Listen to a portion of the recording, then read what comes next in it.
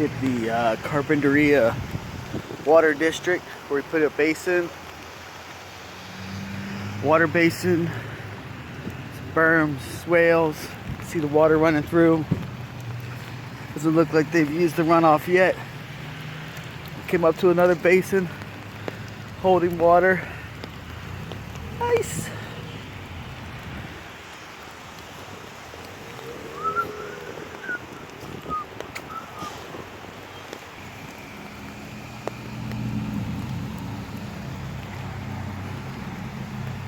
Holding all this water, all this mulch, soil, absorbing all this water. It's like the runoff's used a little bit. The water currently coming down. Cross over here. Yikes! Yikes!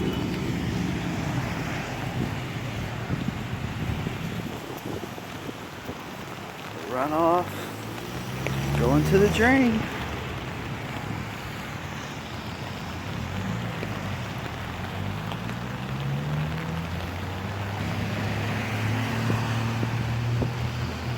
There's rainwater harvesting, rain basins, berms and swales, rainwater capture,